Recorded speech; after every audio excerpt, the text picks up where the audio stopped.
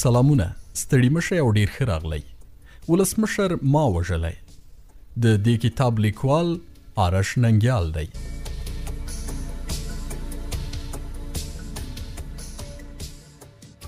له درز سره د ښځو ماشومانو کریغې اسمان ته پورته شوې. ټولو انګړ ته منډې کړې. له بل درز سره کاڼي او لرګي د کوټې په ښیښو راوورېدل. ورپسې داسې ډزې جوړې شوې چې ټول انګړ کې سپینه رڼا شوه. په خونو کې لمبې تاوېدې او زه حق حیران په ځای کې ناست وم. داسې لکه دا هر څه چې په خوب کې وینم. همدا چې ډزې غلې شوې، د زګیرویو غږونه پورته شول. د ماشوم زوی چیغې مې تر غوږونو شوې چې پلار پلار نارې یې وهلې.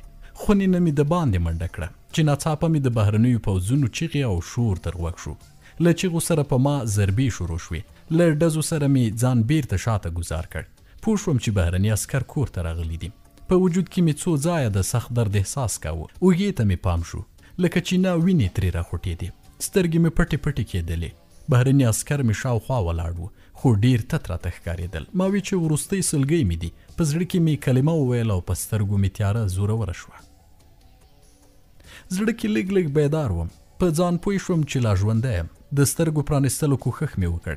سترګې مې یو څه درنې وې، خو وغړېدې. په رښتیا هم ژوندی وم، لکه د ټانګې اس ټوک ټوک وم او په سپینو بنداژونو تړل شوی وم. شا په تخته چپرکټ کې پروت وم. په اړخ نه شوم اوښتی. شاوخوا مې وکتل، څوک نه ښکارېدل.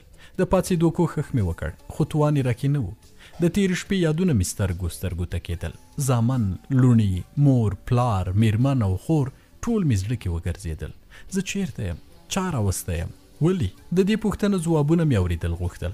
په مخ مې اوښکې روانې شوې. د پاکولو لپاره مې لاس پورته کول غوښتل، خو دم پکې نه و. له دې سره 2 نظامي بهرني ځوانان خونې ته راننوتل. زما په بیدارۍ یو بل ته وکتل او مسک شول. یو یې رامخکې شو. زما په زړه کې پرتو پوښتنو ته مې د ځواب په هیله ور وکتل. هغه په انګریزي څه ویل، خو زه په خبرو نه پوهېدم. ما ورته په خپله ژبه وویل چې ستا په خبرو نه پوهېږم. زلمی په خندا شو. بل ملګري ته یې څه ویل او دواړه له خونې ووتل. ما یوازې د یوې پوښتنې ځواب موندلی و او پوه شوی وم چې امریکایي ځواکونو نیولی یم. خو حیران په دې وم چې ولې. له دې سره هغه 2 امریکایان له یوې ښکلې خارجي ټیپه جنۍ سره چې کاوبای پتلون او لنډ کمیس یې اغوستی و راننوتل. جنۍ په ماته ګوډه پښتو ستړي مشې وکړه. ما له واره ترې د خپلې کورنۍ پوښتنه وکړه او دا مې هم وویل چې دې کافرو زه ولې راوستی یم. جنۍ راته په کراره وویل، هر څه چې وایې په ارامي ووایه، اوکې؟ فامیل دې ټوله روغ جوړ دي. له دې خبرې سره مې قهر نور هم زیات شو. په چغو مې ورته وویل، ما په خپلو سترګو ولیدل چې دې کافر وویشتل. ته وایې چې روغ جوړ دي؟ 3 واړه غلي غلي ولاړ وو. ما چغې وهلې او د کورنۍ پوښتنه مې ترې کوله. هغه لومړني زلمي پوځي نجلۍ ته څه وویل. جنۍ زما خواته رانږدې شوه. که ته غلی نه شې، هېڅوک به له تا سره خبرې ونه کړي. دا به تا ته ډېر تاوان وکړي. هر څه به درته وویل شي. ریلاکس ریلاکس، اوکې؟ د هغې خبرې لا نه وې تمامې چې ما ورنه وپوښتل، دا کوم ځای دی او دوی ولې راوستی یم؟ جنۍ ځواب راکړ، دا ځای بګرام دی. ته د طالب په نم نیولی. موږ پوهېږو چې تا طالب او القاعده نه یې. هسې په تا لږ شک دی، خو کله چې روغ شوې بیا دې آزاد کوو. هسې د څو ورځو لپاره بدلته یې. نو ته ولې وارخطا یې؟ عجیبې خبرې کوې. ولې وارخطا یې؟ زه د بند په کیسه کې نه یم. زما کورنۍ څنګه ده؟ هغوی چیرته دي؟ ستا کورنۍ یو څه زخمي شوي وو، اوس په خپل کور کې روغ جوړ دي. اندرسټینډ؟ له دې سره مې زړه یو څه کرار شو، خو بیا مې هم باور نه کېده چې د دې خبرې دې رښتیا وي. جنۍ ته مې وویل، ته مسلمانه یې؟ بلې، زه افغان یم، مسلمان یم. ښه نو ته او خدای دې که رښتیا راته ونه وایې، کورنۍ مې څنګه ده؟ جنۍ وار په خندا شوه. ولې؟ زه دروغ وایم؟ کورنۍ دې اوس روغ او صحتمند دي او په خپل کور کې دي. ته لږ ډېر زخمي وې، په همدې خاطر یې دلته راوستې. هغه 2 امریکایان چې اوس لري په څوکیو ناست وو. جنۍ ته یې غږ کړ. جنۍ یې خواته لاړه. څو شېبې ورسره خبرې وکړې. بیا 3 واړه راپاڅېدل او ماته یې وویل چې دلته ډاکټران او خدمه شته چې هر څه ته اړتیا لري درته راوړي. دا یې هم وویل چې ته به څو ورځې دلته یې چې روغ شي. موږ دې بیا پوښتنې ته راځو او لاړل. ما به ورته څه ویلې وای؟ د دوی په هکله مې له خلکو نه ډېرې کیسې اورېدلې وې. بس ما هم هغه د تبلیغانو په اصطلاح پخه اراده وکړه. 1 میاشت داسې وساتلم لکه د لاندې پسه. خو خدای شته چې د کورنۍ په تیره د اولادونو غم دومره دروند و چې ګرځول یې راته اسانه نه و. امریکایي ډاکټرانو ویل چې زه بختور یم، ځکه په 4 مرمیو لګېدلی او لا ژوندی پاتې یم. د پښو 3 واړه ټپونه مې تر ډېره ښه شوي وو، خو د چپې اوږې ټپ ډېر وځورولم. هغه هم په جوړېدو و. هغه 2 پوځیان چې په لومړي ځل له هغې ژباړنې سره راغلي وو د یو نوم مایک، د هغه بل مارټین او ژباړنه سونیتا نومیده. له دوی سره یو څه بلد شوی وم. یوه ورځ مایک او مارټین له 3 نورو دیوانو پوځیانو سره راغلل. یوه توره کڅوړه یې را په سر کړه، لاسونه یې راته شاته ولچک کړل لکه ناوي. 2 کسانو له دواړو اوږو ونیولم او روان یې کړم. له یو څه مزل وروسته مې د پنجرې د خلاصېدو غږ اورېد.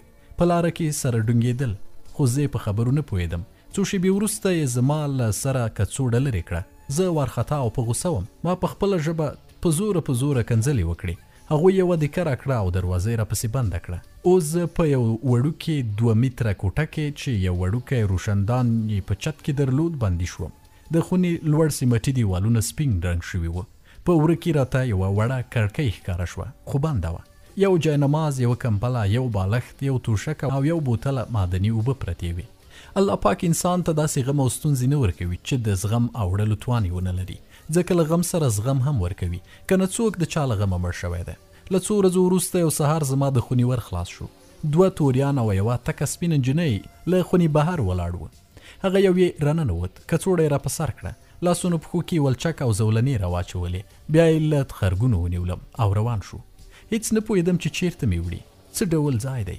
5 دقیقې مزل به مو کړی و چې یوې خونې ته ننوتو. د خلکو غږ ترې راپورته شو. په څوکۍ یې کېنولم، کڅوړه یې له سر نه راته لرې کړه. ګورم چې د یو میز شاوخوا 3 امریکایان او یوه هم افغانه جنۍ ناسته وه. ستړي مشي مو سره وکړه. جنۍ چې نری مسکا یې په شونډو پرته وه راته وویل، ته مو دلته د تحقیق لپاره راوستی. دوی وایي که رښتیا ووایي نو تا سره هر ډول کومک کوي. دې کې یو شین سترګې چې تک سپین ویښتې درلودل جنۍ ته څه وویل. د امریکایي له خبرو وروسته سونیتا وویل، څارنوال وایي چې ډېر ارامه اوسه، تا ته به هیڅ خطر متوجه نشي. ما هم د قهر په مسکا ځواب ورکړ، زه حاضر آماده یم. سونیتا په مسکا زما خبرې امریکایانو ته وژباړلې. ټول سره مسکي شول. شین سترګې امریکایي سونیتا ته بیا څه وویل. هغې چې خندا یې لا په شونډو ښکارېده زیاته کړه. تورنتوماس څارنوال دی، ډګروال مایکل یې مرستیال او زه هم سونیتا یم. اوس ته ځان معرفي کړه. زه په فکر کې تللی وم. د هغې په پوښتنه وپوهېدم چې غواړي ځان معرفي کړم، خو پاشلې حواس مې چې تر څو راټولول او خبرې ته مې ځان جوړاوه. مایک بیا سونیتا ته یو څه وویل او سونیتا د مایک د خبرو په ژباړه پیل وکړ. مایک وایي چې موږ ستا په هکله په هر څه پوهېږو، خو غواړو چې ستا له خولې واورو. بس ما هم شروع کړم. نوم یې توریالی دی، خلک راته له پخوا نه تورن وایي. په 1450 کال کې د ننګرهار ولایت د شیرزاد ولسوالۍ په مرکه خیلو کې زیږېدلی یم. له حربي پوهنتون نه فارغ یم. د ډاکټر نجیب په وخت کې مې د جمهوریت ریاست په ګارد خاص کې دنده درلوده. له دې سره سونیتا چې په لیکلو بوخته وه په خندا یې وویل، ځوان پاتې شوی میجر یې، ځکه خو په نظامي قانون پوهېږي. بیا یې امریکایانو ته مخ واړوه او زما خبرې یې ورته وژباړلې. یوه شیبه یې سره بحث وکړ چې هر یو په خپلو کتابچو کې یادښتونه نیول. دې سره هغه سپینو ویښتو والا مایکل په خندا وویل، very good. سونیتا له عادت سره په مسکا وویل، تورن صاحب نور؟ بس نو د ډاکټر نجیب حکومت چې چپه شو زه کلي ته لاړم. هلته مې تر اوسه پورې دهقاني کول او د کلي په ښوونځي کې ښوونکی یم. یو ورور مې په جهاد کې شهید شو. 3 ژوندي دي چې ټول سره بیل یو. په کلي کې دهقاني کوي. یو سپین ږیری پلار لرم، یوه مور، 2 زامن، 2 لوڼې، ښځه، 2 خویندې مې واده شوي او یوه په کور ده. څه به مو سر خوږوم. 1 ساعت یې رانه پوښتنې کولې چې طالبان چیرته دي، په کومو ځایونو په کوم عملیاتو کې دې برخه اخیستې ده، نور ملګري دي څوک دي. داسې ډېرې پوښتنې چې ما په هکله هیڅ معلومات نه درلودل. دوی زموږ د کلیوالو او سیمې په هکله ډېر معلومات درلودل چې زه خپله ورته حیران شوم. د دې پیښې نه 15 ورځې مخکې مې زموږ له یو قومي سره خیخي وکړه او د شپې کوم 20 کسان زما د وړوکي خور په دسمال پسې راغلل. دوی ویل چې هغوی طالبان وو او ته ورسره لاس لري. عجیبه وه. هر څه چې مې ویل دوی پرې باور نه کاوه. د دې ورځې تحقیق په خیر و خیرت خلاص شو، خو زما د تور سپیناوی نیمګړی پاتې شو او بیرته یې خپل ځای ته بوتلم. 2 ورځې وروسته بیا هماغه ځای ته بوتلم. دا ځل مایکل او هغه سپین سری پوځي چې یو بل افغان ژباړن ورسره وراغلل. په دې ورځ یې هم ټولې پوښتنې د طالبانو او القاعده په هکله وې چې ما یې په اړه هیڅ هم نشو ویلی، ځکه چې زه نه طالب وم او نه مې د هغوی په هکله څه معلومات درلودل. خو دوی کله زما خبره منله. دوی ویل چې په ننګرهار او خوږیاڼو کې ټول بریدونه او چاودنې ما او زما په مشرۍ ملګرو مې کړي دي. زه د لسګونو کسانو قاتل یم. کله مې چې د دوی پوښتنو ته د دوی په خوښه ځواب ورنه کړ، زما وهل ټکول شروع شول. امر یې وکړ او زه یې له پښو په چت کې پر رسیو سرچپه ځوړند کړم. هغوی 3 واړه بهر ووتل. 2 عسکر پاتې شول چې ما ته جزا راکړي. هغوی کوم 1 ساعت وروسته راغلل. بیا یې هماغه پوښتنې شروع کړې. خو ماته چې څه نه معلوم نو ما به ورته څه ویلی وای. دوی زموږ نوي خپلوان طالبان او ترهګر بلل، خو دا خپلوان زموږ د کلي او زموږ لرې خپلوان هم وو. داسې احساس مې کوو چې مغزه مې له پوزې نه راوځي، له پوزې مې بې اختیاره اوبه څڅېدې. ما وی سترګې مې له وینو ډکې شوي چې څومره زارۍ مې ورته وکړې، خو دوی داسې د تیږې زړونه درلودل چې هغه د یوې میاشتې ښه راته د دوی چلول ښکاره شو چې زه د همدې ورځې لپاره داسې ژر روغ کړم. ټپونه مې یو ځل بیا په درد شول، ځکه چې دوی ظالمانو په پخوانیو ټپونو په ډنډو وهلم او زما چغې به اسمان ته پورته شوې. ما به یوازې الله پاک ته توبې ویستې، نور مې هیڅ هم نشو ویلی. کله چې په دې سزا څه ونه شوه بربنډې کړم او داسې ودرولم چې لاسونه او پښې یې راته څلورو خواو ته کش وتړل. مایکل راوړاندې شو، څه یې ویل او په لاسي ډنډه باندې کرار په پښتیو وهلم. پسې ژباړن هم راوړاندې شو. مایکل وایي ته خو افغان یې، بیا پښتون یې، تاسو ډیر غرور لرئ، ستاسو دا غرور به تر پښو لاندې واچوم. اوس خو به هر څه وایې، که وی نه وایې نو غرور به دې څنګه شي؟ له دې سره مې د ژباړن په مخ لارې تو کړې او په کنځلو مې شروع وکړه. د خر بچیه، د انګریزانو ته خو نو زموږ غرور او میړانه معلومه ده. نور مې څه ویل، خو داسې ډنډه یې د پښو ترمنځ راکړه چې بیا په ځان نه یم پوه شوی. کله چې مې سترګې وغړولې خپله خونه کې پروت وم، ټول ځان مې درد کاوه.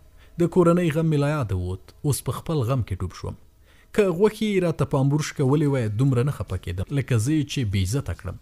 ځان مې چې وکوت لکه بانجان تک شین وم، بې اختیاره زګیروي مې له خولې وتل. سخت تږی وم، ژبه مې تالو پورې نښتې وه. ورنه د باندې مې د چا ګنګوسی واورېد، ور مې په پښې باندې وډباوه. د وره وړوکې کړکۍ خلاصه شوه، د سونیتا ښکلې سترګې ترې معلومې شوې. نظر یې ډېر خوږ را باندې ولګېد، داسې لکه نږدې دوست چې مې پوښتنې ته راغلی وي. له ځان سره مسک شوم او سونیتا ته مې وویل، سونیتا تږی یم، اوبه راوړه، اوبه. سونیتا په منډه یې وړوکی بوتل اوبه راوړې، کړکۍ نه یې راګوزارې کړې. اوبه مې وڅښلې، اوږده ساه مې واخیسته. مننه. کله چې د سونیتا څېرې ته پام شو ډېره خواشیني راته ښکاره شوه. پسې غبرګه کړه، ډېر یې ووهلې که نه؟ دا د سپي بچیان پرون یو زلمی هلک د تعقیق په وخت کې ووژه، ډېر ښایسته هلک و. په دې خبره مې د وجود زخمونو خارښت وکړ. ترې مې وپوښتل د کوم ځای و؟ هلمندی و. نو څه مسلمانان خو نه دي چې ګیلې ترې کوي، په دوی مو لا پخوا تېره کړې، اوس یې وار دی. دا ووایه چې د څه لپاره بیا راغلی یې؟ په لنډه یې وویل، هسې ما وی چې کوم شي ته خو به ضرورت نه لري. دا یې ووی او نوره لاړه. زه او دردونه مې یوازې پاتې شو. څو شېبې وروسته سونیتا راته لږ څه درمل راوړل، همدا چې ومې خوړل لږ وروسته مې دردونه یو څه غلی شول. د ارامۍ احساس مې وکړ او سترګې را باندې درنې شوې. په سبا یې 2 توریان راغلل، یو څه دوا او ملهمونه یې راکړل. په 3 ورځو کې یې ډېر ښه کړی وم. د دوی درملو کې عجیبه تاثیر و، ژر یې اثر کاوه. له یوې خوا مې وجود ټول په وینو ککړ و، له بلې خوا دا 3 ورځې مې ملهم پټۍ لګولې، سم بوی رانه پورته کېده.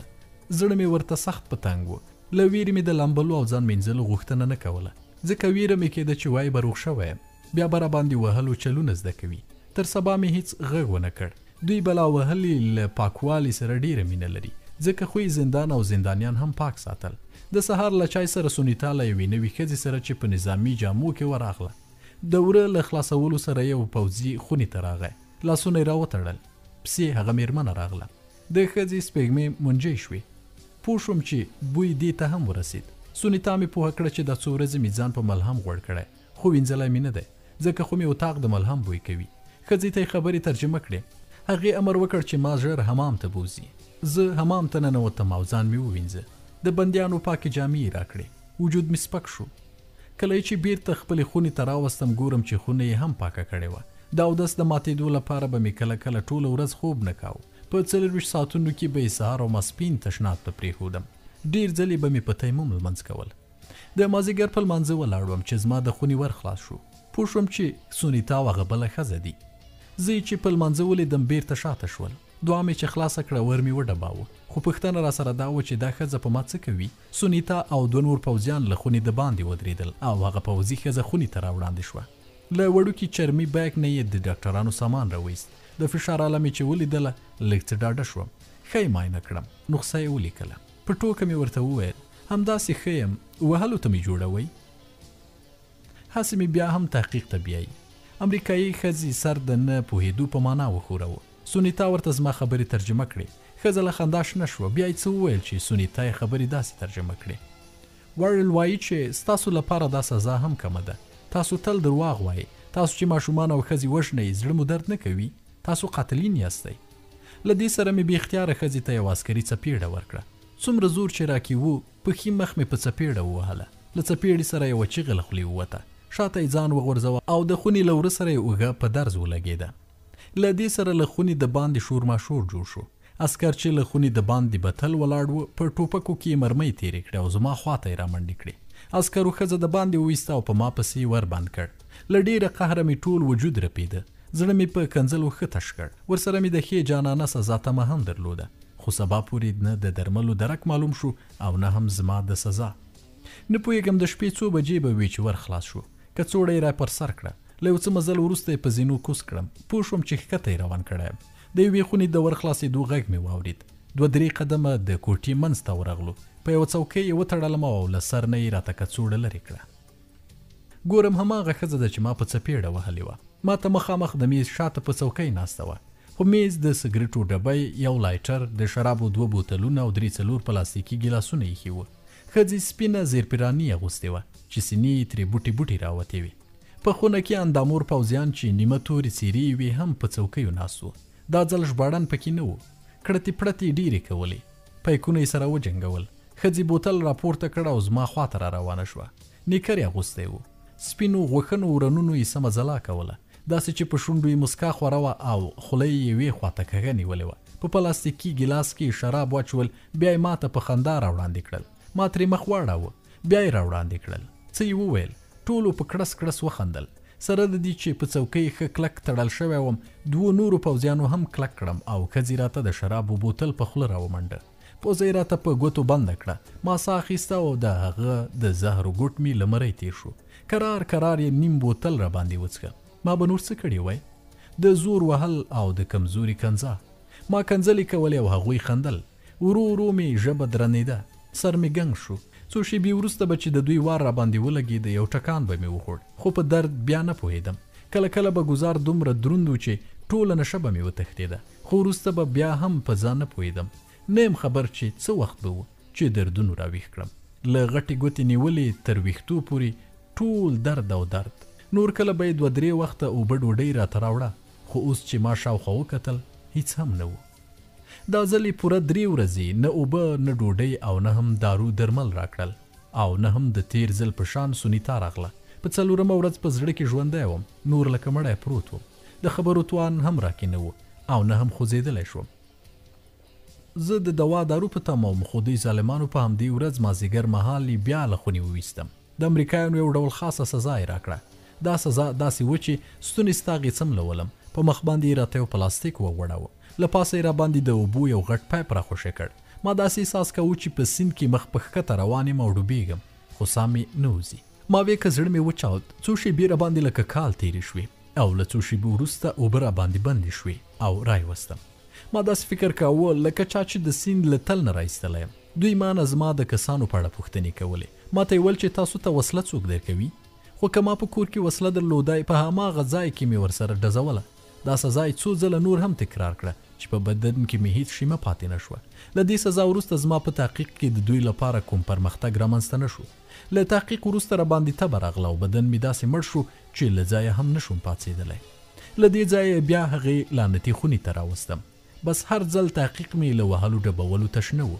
نورې حساب رانه ورک و چې څو واره یې ډول ډول سزاګانې راکړې. خو یوه ورځ سر راته 2 ځایه داسې مات کړ چې د تحقیق خونه له وینو ډکه شوه. له دې پیښې نه وروسته 10 ورځې بیا تحقیق ته ونه غوښتم. یو څه ښه شوی وم چې یوه ورځ سهار وختي بیا د تحقیق لپاره بوتلم. دا ځل هغه د سپینو ویښتو والا پوځي مایکل او 2 نور کسان چې ما مخکې نه ولیدلي په خونه کې ناست وو. ترجمان د جاوید په نامه یو ښکلی زلمی و. له ټولو سره معرفي شوم. سپین سري وویل چې تا ته یو ښه زیری لرم، خو که خپله پښتو هیره کړې او موږ ته هر څه ووایې. د زیري پوښتنه مې ترې وکړه. سپین سري پوځي په لوړ اواز چاته غږ وکړ. ګورم یوه ښځه چې د خوب جامې په تن دي یوې پوځي جنۍ له لاسه نیولې خونې ته را دننه کړه. ښځې خپل سر ټیټ نیولی و. همدا چې مخ یې راته ښکاره شو، سره له دې چې لاسونه مې تړل شوي وو، په خپل زور پوه نه شوم. له هغه میز نه چې ټول پرې چاپېره ناست وو پورته مې کړ او په سپین سري او ملګرو مې واړاوه. دې کې عسکر را باندې راټول شول. په زور او وهلو یې بیرته کلک کړم. هغه ښځه زما میرمن وه، خو هغې زما په لیدو زما په چیغو او زموږ په جنګ هیڅ غبرګون ونه ښود. یوازې یې رډې رډې ټولو ته کتل. له سترګو مې لمبې پورته شوې. داسې شوم لکه لیونی. لاسونو او پښو کې مې ولچک او زولنې پرتې وې، خو بیا هم 4 کسانو نشم ټینګولی. زما میرمن یې بیرته بوتله او زه یې له ښه ډبولو وروسته بیرته خپلې خونې ته راوستم. خو زما لیونتوب نه غلی کېده. ساعت په ساعت مې غم له زغمه ووت. پښتنې میرمنې او نجونې ان له خسر او د خاوند له ورور نه هم مخ پټوي. نامحرم د هغوی غږ هم نشي اورېدلی. بیا یې زندان او هغه هم امریکایان. ښځې ته مې قهر راته چې ولې یې ځان نه دی وژلی. له دې ځای نه خو ښځې ته مرګ ښه دی. له ځان سره مې ژړل چې له خونې د باندې سونیتا له کوم چا سره په ګرم بحث لګیا شوه. سونیتا هم دا ویل چې اوپن د ډور. سونیتا غوښتل چې زما د خونې ورته خلاص کړي او هغوی غوښتل چې له پنجرې را سره خبرې وکړي. همدې کې مې د وره د کړکۍ د خلاصولو غږ واورېد. همدا چې کړکۍ پوره خلاصه شوه ګورم چې د سونیتا ښکلې څېره راښکاره شوه. ورسره له ځایه پورته شوم. دواړه لاسونه مې په وره کېښودل او په قهر مې ورته وویل تا خو ماته نه وویلې چې زما میرمن دلته بندي ده. زما له قهر سره سونیتا یو څه وډاره شوه. په بیړه یې وویل زه دلته ترجمان یم. زه هیڅ شي صلاحیت نه لرم. څه شي چې راته هغوی وایي هماغسې کوم. ښه اوس د څه لپاره راغلی یې؟ نه پوهېږم چې څنګه یې درته ووایم. ټول دې درکلي. اوس یې نه پرېښودم چې بل غم جوړ نه کړې. نه یې جوړوم. اوس د هر ډول زیري اورېدلو توان لرم. ووایه. سونیتا یو ډول راته وکتل او ویې ویل له تا سره یې ستا میرمن چې زخمي وه هم راوستې وه، خو میرمن دې خپل اعصاب له لاسه ورکلي. سونیتا د خپلو خبرو پر مهال زما د غبرګون سخته په تمه وه، خو ما د هغې د توقع خلاف هیڅ ټکان ونه خوړ. زه پوهېدم چې زما میرمن د دې حالت زغم نه لري. پسې مې وپوښتل او نوره کورنۍ مې؟ هغوی نه زه هم خبر نه یم. دې سره مې ورته وویل ته د همدې خبرې د اورولو لپاره دلته راغلی وې؟ سونیتا په وارخطایي وویل نه زه یې راولېږلم. که ته غواړې نو میرمن دې خپل کور ته وړلی شي. د دې خبرې د اورېدو هیڅ تمه مې نه درلوده. سخت خوشحاله شوم. بې اختیاره مې خوله د هغې تندي ته وړاندې کړه. خوله خو مې ونه رسېده، خو له لرې مې په تندي ښکل کړه. هغې چې لږ مخکې زما د غبرګون تمه درلودله او ویره په سترګو کې ښکارېده، زما په دې غیر ارادي عمل حیرانه شوه. له دې سره یو څه خجالته شوم او له ورنه لرې لاړم.